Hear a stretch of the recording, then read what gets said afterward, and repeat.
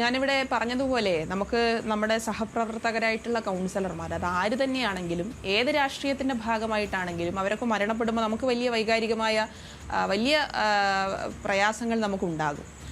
അതിൽ ഒരിക്കലും മനസ്സിന് ഇപ്പോഴും ആലോചിക്കുമ്പോൾ ഒരിക്കലും മനസ്സിന് ഒരു സമാധാനം കിട്ടാത്ത ഒരു അവസ്ഥയാണ് അനിച്ചേട്ടൻ്റെ മരണം എന്ന് പറയുന്നത്.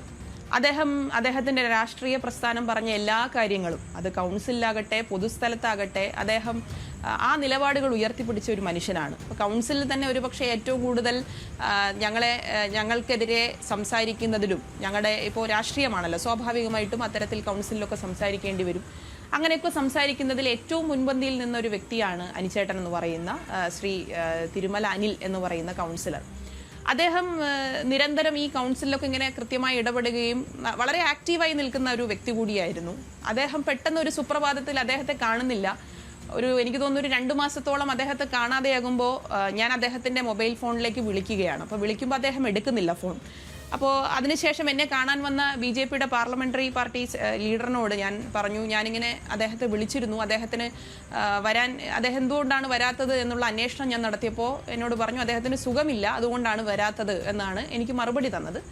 ഈ കൗൺസിലർ പോയി അദ്ദേഹത്തോട് പറയുമ്പോൾ അദ്ദേഹം എന്നെ ഒരു ദിവസം രാത്രി തിരിച്ചു വിളിച്ചു. എന്നിട്ട് തൊട്ടടുത്ത ദിവസം കൗൺസിലാണ്. മേറെ എനിക്കൊന്ന് നേരിട്ട് കാണണം, ഞാൻ അടുത്ത ദിവസം കൗൺസിലിന് മുൻപ് മേറെ വന്ന് കാണാം എന്ന് പറയുന്നു.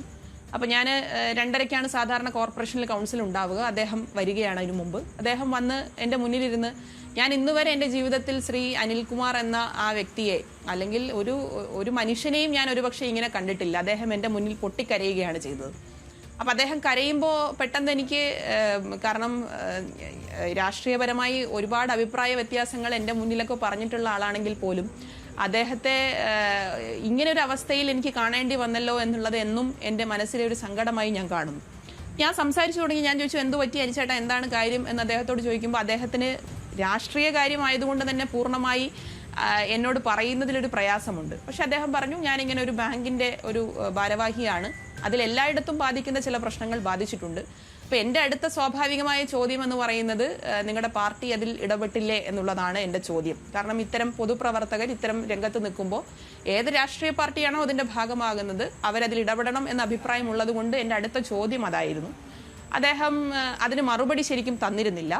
അപ്പം ഞാൻ പിന്നീട് എനിക്ക് ആ വിഷയത്തിൽ കൂടുതൽ ഒരു പൊളിറ്റിക്കൽ ഇഷ്യൂ ആയതുകൊണ്ട് തന്നെ കൂടുതൽ ചോദിക്കുമ്പോൾ അദ്ദേഹത്തിന് ഒരു മാനസിക സംഘർഷം ഉണ്ടാകുമെന്ന് കരുതിയതുകൊണ്ട് ഞാൻ അദ്ദേഹത്തോട് അടുത്ത് തന്നെ പറയുന്നത്, അനിച്ചേട്ടൻ വേറൊന്നും ആലോചിക്കേണ്ട, 2 പെൺകുട്ടികളാണ്, എനിക്കറിയാം അദ്ദേഹത്തിൻ്റെ കുടുംബത്തിൻ്റെ പശ്ചാത്തലം, 2 പെൺകുട്ടികളാണ്, ജീവിതം മുന്നോട്ട് കൊണ്ടുപോകണം. ഞങ്ങളാരും ഇത്തരത്തിലൊരു പൊളിറ്റിക്കൽ ഒരു ആവശ്യത്തിനു വേണ്ടി അങ്ങയെ ഉപദ്രവിക്കില്ല എന്നാണ് ഞാൻ അദ്ദേഹത്തോട്, കൗൺസിലിലോ മറ്റിടങ്ങളിലോ അങ്ങയെ ഉപദ്രവിക്കില്ല എന്നാണ് ഞാൻ അദ്ദേഹത്തോട് പറഞ്ഞ സമയത്ത് ഡെപ്യൂട്ടി മേയർ വരുന്നു. ഡെപ്യൂട്ടി മേയർ വന്ന് അദ്ദേഹം വളരെ ക്ഷീണിതനായിരുന്നു, കാണുമ്പോൾ തന്നെ ക്ഷീണിതനായിരുന്നു. അപ്പോൾ ഉറക്കമില്ല എന്നാണ് എന്നോട് പറഞ്ഞത്. അപ്പോൾ ഡെപ്യൂട്ടി മേയർ പറഞ്ഞു, നമുക്ക് അടുത്ത ദിവസം തന്നെ ഒന്ന് ആരോഗ്യപരമായ പരിശോധന നമുക്ക് നടത്തണം എന്ന് അദ്ദേഹം ഈ അനിച്ചേട്ടനോട് പറയുകയും അത്തരം കാര്യങ്ങളൊക്കെ സംസാരിക്കുകയും ചെയ്തു. ഞാൻ ശരിക്കും അതിനുശേഷമാണ് എനിക്ക് തോന്നുന്നു ഈ വിഷയത്തിൽ എൻ്റെ മറുപടി കുറച്ച് കണ്ടിന്യൂ ചെയ്ത് പറയണം എന്നാണ് ഞാൻ കരുതുന്നത്. കാരണം അദ്ദേഹത്തിൻ്റെ മരണം ഞാൻ കേൾക്കുന്ന ദിവസം എനിക്ക് തോന്നുന്നു അടുത്ത കൗൺസിലിന് മുൻപ്, ഒരു കൗൺസിൽ ചേർന്ന അടുത്ത കൗൺസിലിന് മുൻപ് അദ്ദേഹത്തിൻ്റെ മരണം നടക്കുകയാണ്. അദ്ദേഹത്തിൻ്റെ മരണം നടക്കുന്ന ദിവസം രാവിലെ ഞാൻ ഒരു സ്കൂളിൽ ഒരു പരിപാടിയിൽ പങ്കെടുത്തുകൊണ്ടിരിക്കുകയാണ്. അപ്പോഴാണ് എന്നോട് ഈ വിവരം ഒരാൾ വന്ന് പറയുന്നത്. എനിക്ക് സത്യത്തിൽ ആ സ്കൂളിൽ പരിപാടിയിൽ പൂർണ്ണമായി സംസാരിക്കാൻ കഴിയാതെ ഞാൻ അവിടെ നിന്ന്, ഈ മരണസ്ഥലം എന്ന് പറയുന്നത് കോർപ്പറേഷൻ്റെ ഒരു കോംപ്ലക്സിനകത്താണ്, ഞാൻ അവിടേക്ക് വരികയാണ്. എന്നെ വേദനിപ്പിച്ചൊരു കാര്യം, അദ്ദേഹം സൂയിസൈഡ് ചെയ്ത ആ റൂമിൻ്റെ മുന്നിൽ ഒരുപക്ഷെ അദ്ദേഹത്തിൻ്റെ കുടുംബാംഗത്തെ പോലെ ഇങ്ങനെ കാത്തു നിൽക്കുമ്പോൾ ഇവരുടെ തന്നെ പല നേതാക്കൾക്കും അവിടെ നിൽക്കാൻ പോലും ബുദ്ധിമുട്ടായിട്ടാണ് ഞാൻ കണ്ടത്. എനിക്ക് വളരെ വേദന തോന്നിയൊരു കാര്യമാണ്, ഒരു സഹജീവി, ഒരു മനുഷ്യൻ തങ്ങളുടെ കൂടെ രാഷ്ട്രീയ പ്രവർത്തനം വളരെ ചെറുപ്പം മുതൽ നടത്തിയ ഒരു വ്യക്തിയുടെ മരണത്തിൽ പോലും ഇത്തരത്തിൽ കൂടെ നിൽക്കാൻ കഴിയുന്നില്ല എങ്കിൽ എന്ത് രാഷ്ട്രീയമാണ് നമ്മൾ ഉയർത്തിപ്പിടിക്കുന്നത് എന്ന് തോന്നിപ്പോയി. ഇതിനുശേഷം ഇപ്പോൾ BJP, സത്യത്തിൽ പറഞ്ഞാൽ BJP ഉത്തരം പറയേണ്ട ഒരുപാട് കാര്യങ്ങളുണ്ട്. ഇതിനുശേഷം അന്ന് അദ്ദേഹത്തിൻ്റെ മറ്റ് നടപടിക്രമങ്ങൾ കഴിഞ്ഞ് അടുത്ത ദിവസം അദ്ദേഹത്തിൻ്റെ വീട്ടിൽ, ഞാൻ പൂർണ്ണമായി വീട്ടിലുണ്ടാ കുടുംബത്തോടൊപ്പം, ഞാൻ അദ്ദേഹത്തിൻ്റെ ഭാര്യയുടെ അടുത്ത് ഇരിക്കുമ്പോൾ ശ്രീ രാജീവ് ചന്ദ്രശേഖറിന്റെ മുഖത്തു നോക്കി, ശ്രീ മുരളീധരന്റെ മുഖത്തു നോക്കി, ശ്രീ കരമന ജയന്റെ മുഖത്തു നോക്കി, ആ ആൾക്കൂട്ടത്തിൽ വെച്ച് അദ്ദേഹത്തിന്റെ ഭാര്യ ചോദിച്ച ചോദ്യങ്ങൾ ഇന്നും എൻ്റെ കാതിൽ മുഴങ്ങി കേൾക്കുന്നുണ്ട്. ഞാനിത് ആദ്യമായിട്ടാണ് ഒരു മാധ്യമ ഒരു പ്രവർത്തകരോട് അല്ലെങ്കിൽ ഒരു ഇന്റർവ്യൂവിൽ ഞാനിത് അല്ലെങ്കിൽ ഒരു ചർച്ചയിൽ ഞാനിത് പറയുന്നത്. ഇത്രയും നാൾ എന്നോട് പലരും, അത് പാർട്ടി ജില്ലാ സെക്രട്ടറി അദ്ദേഹത്തിന്റെ പ്രസ് മീറ്റിൽ പറഞ്ഞിരുന്നു, അതുകൊണ്ടാണ് ഞാൻ പറയാത്ത ഒരു കാര്യം. മറ്റൊരു കാര്യം, ആ മരണത്തെ ഒരിക്കലും ഒരു രാഷ്ട്രീയ മുതലെടുപ്പായി കാണണമെന്ന് ഞാൻ ഒരിക്കലും ചിന്തിച്ചിട്ടില്ല. അദ്ദേഹത്തെ കുടുംബത്തോടൊപ്പം പൂർണ്ണമായി ഇരിക്കുക, നമ്മുടെ ഭാഗത്തു നിന്ന് വരുന്ന ഒരു സ്റ്റേറ്റ്മെന്റ് പോലും ആ കുടുംബത്തെ വിഷമിപ്പിക്കുന്ന ഒന്നാകരുത് എന്ന ഉറച്ച തീരുമാനമെടുത്തത് കൊണ്ടാണ് പലപ്പോഴും ഞാൻ പൊളിറ്റിക്കലി ഞാൻ അറിയിക്കേണ്ട സ്ഥലത്ത് അറിയിച്ചെങ്കിലും ഞാനിത് പറയാതിരുന്നത്.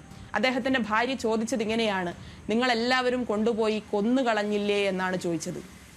എനിക്ക് ആ സന്ദർഭം ഇപ്പോഴും എൻ്റെ മനസ്സിൽ വളരെ വൈകാരികമായി, ഒരു പക്ഷേ നമ്മളൊക്കെ വളരെ വൈകാരികമായി കാണുന്ന ഒരു നിമിഷമാണല്ലോ ഒരു മരണം എന്ന് പറയുന്നത്. കൂടെയുള്ള സഹപ്രവർത്തകരായിട്ടുള്ള കൗൺസിലർമാർ, സ്ത്രീകളായിട്ടുള്ള കൗൺസിലർമാരോട് നിങ്ങൾ കൊണ്ടുപോയി കൊന്നുകളഞ്ഞില്ലേ ഈ നേതാക്കളുടെ മുഖത്ത് നോക്കി ചോദിച്ചതാണ്.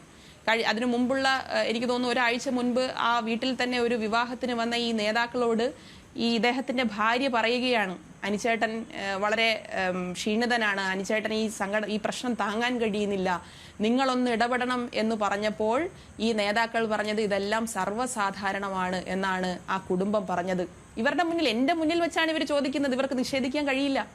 എൻ്റെ മുന്നിൽ മാത്രമല്ല, അവിടെ തടിച്ചുകൂടിയിരുന്ന ആളുകളുടെ മുന്നിൽ വെച്ചാണ് ഈ നേതാക്കളുടെ മുന്നിലേക്ക് ഈ സാധാരണക്കാരിയായ ഒരു ഭാര്യ, ഭർത്താവിനെ നഷ്ടപ്പെട്ട് ബോഡിക്ക് വേണ്ടി കാത്തിരിക്കുന്ന ഒരു ഭാര്യ ഇവരുടെ മുന്നിലേക്ക് പറഞ്ഞത്. അവിടെ അദ്ദേഹത്തിന്റെ മരണം കഴിഞ്ഞ് മറ്റ് സംസ്കാര ചടങ്ങുകൾ കഴിയുന്നതിന് മുൻപ് തന്നെ ഈ നേതാക്കൾക്ക്, ഞാനിവിടെ പറഞ്ഞ പേരുള്ള നേതാക്കൾക്ക് CPM-നെ ആക്രമിക്കുന്നതിന് വേണ്ടിയാണ് അവർ ആ സമയം കണ്ടെത്തിയത്.